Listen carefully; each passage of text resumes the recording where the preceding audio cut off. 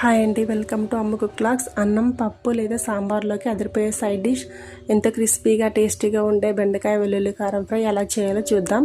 బెండకాయ కూర అనగానే అందరికీ గుర్తొస్తుంది, కానీ ఇచ్చిన టిప్స్తో చేస్తే అస్సలు జిగురు లేకుండా ముక్కలు భలే కగర్లాడుతూ వస్తాయి.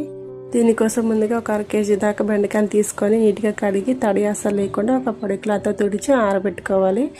మీడియం సైజ్ ముక్కలుగా కట్ చేసుకొని పెట్టుకోవాలి. ఇప్పుడు స్టవ్ ఆన్ చేసి కడాయిలో డీప్ ఫ్రైకి సరిపడా నూనె పోసి బాగా వేడి చేయండి. నూనె బాగా కాగాక మనం కట్ చేసి పెట్టుకున్న బెండకాయ ముక్కలను కొన్నిగా నూనెలో వేసుకోవాలి. ముక్కలు వేసిన వెంటనే పదే కలుపుకోకుండా అలా కలిపితే జిగురు బయటకు వచ్చేస్తుంది. మంటను మీడియం టు హై ఫ్లేమ్లో ఉంచి ముక్కలు మంచి గోల్డెన్ బ్రౌన్ కలర్కి వచ్చే వరకు కరకరలాడే వరకు వేయించుకోవాలి. ఇలా మధ్యలో తిప్పుతూ ఫ్రై చేసుకోవాలి. బెండకాయ ముక్కలు వేగడానికి కొంచెం టైం పడుతుంది, కాబట్టి ఓపికగా వేయించుకోవాలి. చూడండి, ముక్కలు చక్కగా వేగి నూనెపైకి తేలుతున్నాయి కదా. ఇప్పుడు వీటిని ఒక జల్లెడ గరిటెతో తీసి ఎక్స్ట్రా నూనె అంతా పోయేలా ఒక బౌల్లోకి మార్చుకోండి. ఇలాగే మిగిలిన ముక్కలన్నీ కూడా ఫ్రై చేసుకోవాలి. ఈ ఫ్రైకి అసలైన రుచినిచ్చేది మనం లాస్ట్లో వేసే స్పెషల్ వెల్లుల్లి కారం కోసం.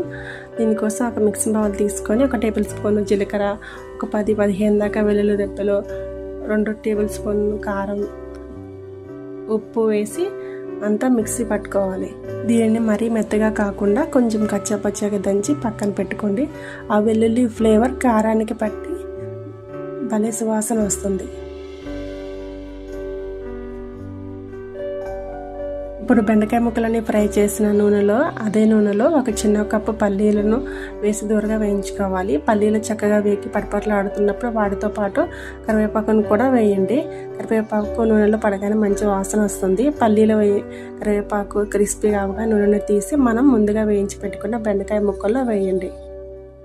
అలాగే కొంచెం పసుపు వేసి బెండకాయ ముక్కలు, పల్లీలు, కరివేపాకు వేడిగా ఉన్నప్పుడే మనం ముందుగా నూరి పెట్టుకున్న వెల్లుల్లి కారాన్ని దీనిపై చల్లుకోవాలి.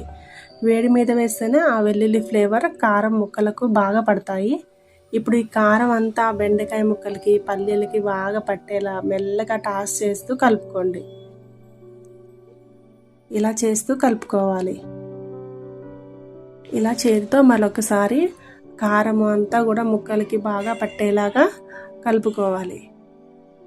ఎప్పుడు ఒకేలా కాకుండా అప్పుడప్పుడు ఇలా ఫ్రైలు కూడా చేసుకుంటే బాగుంటుంది. వెల్లుల్లి సువాసనతో క్రిస్పీ బెండకాయ వెల్లుల్లి కారం ఫ్రై రెడీ అయిపోయింది. ఇప్పుడు ఇది వేడివేడి అన్నంలో కొద్దిగా నెయ్యి వేసుకొని తిన్నా, పప్పుచారులో తిన్నా చాలా బాగుంటుంది.